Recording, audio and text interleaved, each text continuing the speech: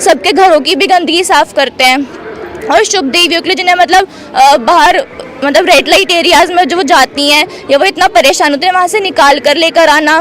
नमस्कार दोस्तों, the fact time में आपका स्वागत है। आपको दिखा रहे हैं डेरा सजा सौदा जो आश्रम है यूपी बरनावा, वहाँ से सीधी खबर है। जो लोग यहाँ पर आ रहे हैं उनके साथ बातचीत करके जानेंगे कि असली सच क्या है इस संस्था का, असली सच क्या है सेंट डॉक्टर गुरमीत राम रहीम सिंह जी इंसा का, इनका क्या मानना है। नमस्कार मैम, आपका गुड नेम?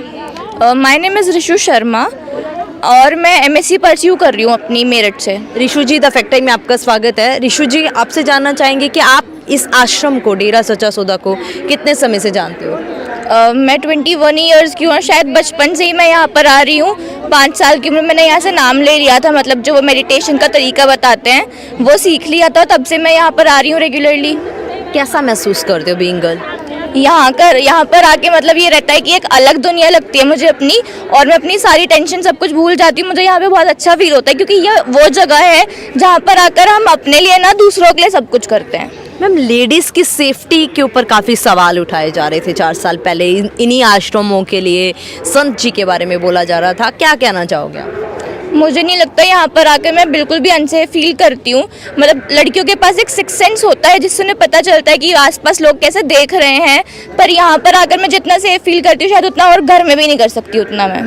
मैम, जो भी फिर न्यूज़ में कुछ चैनल्स के द्वारा काफ़ी दिखाया जा रहा था, आप क्या बताना चाहोगे पब्लिक को, क्योंकि पब्लिक ने वही देखा है, वही इमेज उनके माइंड में फिट है यहाँ के बारे में?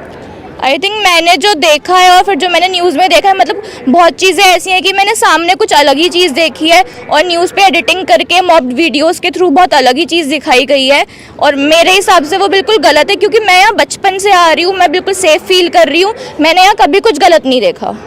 मैम, एलिगेशन जो लगाए गए संत जी के ऊपर, उसके बारे में क्या कहोगे? सब झूठी लगाए हैं, उनमें से कुछ भी सच्चाई नहीं है।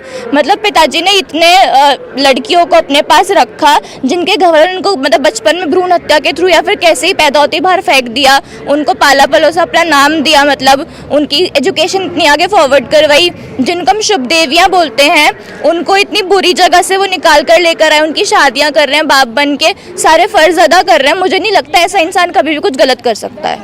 मैम, संत जी किस धर्म को मानते हैं, किस धर्म की शिक्षा वो देते हैं लोगों को? वो सर्व धर्म की शिक्षा देते हैं और मुझे नहीं लगता मैंने कभी भी यहाँ पे किसी एक धर्म की बात सुनी हो, एक धर्म की बात की हो। वो सब धर्मों को ही मानते हैं, हमें मानने की शिक्षा भी वही देते हैं, और उनके अकॉर्डिंग सबसे बड़ा धर्म जो इंसानियत है, इंसान की सेवा करो, इंसानियत को फॉलो करो बस। कभी भी आपने सुना हो किसी धर्म के लिए या किसी व्यक्ति विशेष के लिए संत जी ने अलग तरीके से बात करी हो? नहीं, ऐसे कभी उन्होंने कोई बात नहीं किसी अलग धर्म के लिए। उनका धर्म बस इंसानियत है और उसमें ही सब धर्म मतलब सब धर्मों की वो बहुत रिस्पेक्ट करते हैं, सबके बारे में उन्हें नॉलेज है, सब चीज़ों को बताते हैं। बल्कि जो चीज़ें मैंने बाद में पढ़ी वो मैंने पहले उनके सत्संग में सुनी, तो मुझे रियलाइज़ हुआ कि उनको एकदम एग्जैक्ट डेट से एग्जैक्ट बिल्कुल नॉलेज है। ऐसा नहीं है कि वो सिर्फ सिर्फ फिलॉसफी सिखा रहे हैं, उन्हें बहुत सारी चीज़ों की नॉलेज भी है और वो साइंटिफिक तरीके से ही बात करते हैं। मैम, जो भी अभी पंजाब में मुद्दा चल रहा है उसके बारे में आपका क्या मानना है? धर्म को लेकर काफ़ी बातें उठाई जा रही हैं पंजाब में, आपको क्या लगता है उनसे, क्या कहना चाहोगे आप?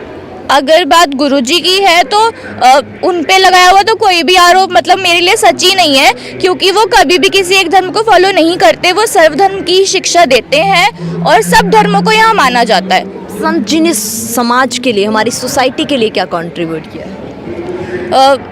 मैं जो खड़ी हूँ यहाँ पर, मतलब जब वो गए थे उससे जस्ट पहले जूडो कराटे सिखाए गए थे हम लोगों को। उसकी मतलब हमसे कोई फीस नहीं ली गई, वो हमें बस फिजिकली ट्रेनर को बुलाया गया, वो भी गर्ल ट्रेनी थी वो, और उसने हमें सब चीज़ें सिखाई।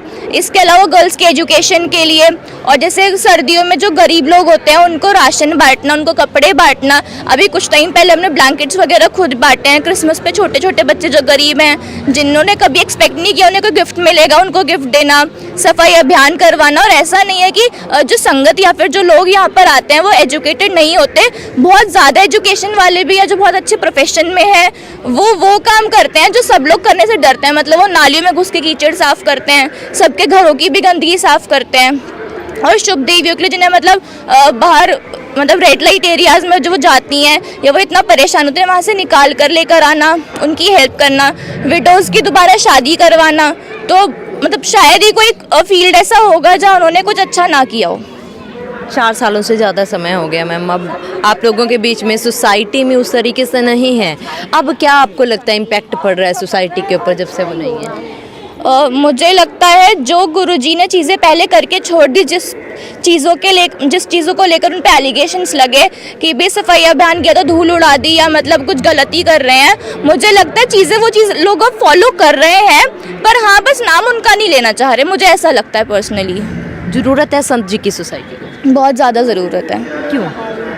क्योंकि जितनी चीज़ें अभी ख़राब चल रही है, जैसे कोरोना ही आया है या मतलब जितना एडल्ट एज ग्रुप वाले जो हैं या फिर जो यंगस्टर्स हैं, जितना वो गलत साइड की तरफ जा रहे हैं, जैसे ट्यूशन्स मैं भी देती हूँ बच्चों को, तो उनकी सोच जिस साइड जा रही है ना, उसको सही तरीके से सही जगह लाने के लिए गुरुजी की बहुत ज़रूरत है। क्योंकि ऐसा नहीं है कि वो सिर्फ मतलब आज के यंगस्टर्स ऐसे नहीं हैं कि आप उन्हें बैठ के मतलब शिक्षा दो या उन्हें कोई पाठ पढ़ के सुनाओ तो वो सुन लेंगे।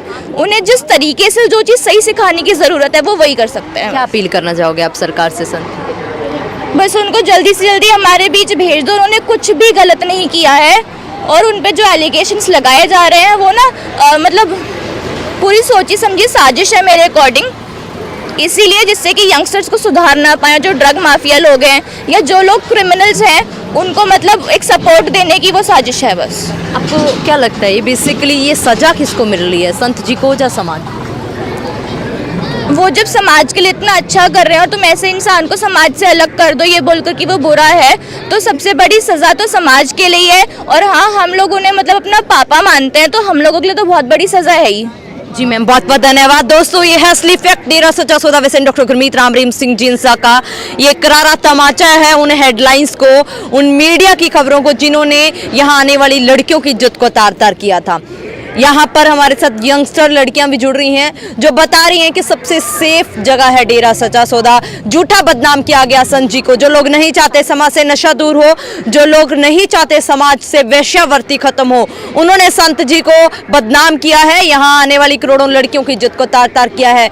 आखिर क्यों इस तरीके से किया गया, ये लगातार सवाल पिछले 4 सालों से उठते आ रहे हैं। ये लगातार सरकार से अपील कर रहे हैं लोग। आप भी देखते रहिए सच्ची बातें फैक्ट्स के साथ द फैक्ट टाइम में। बहुत बहुत धन्यवाद।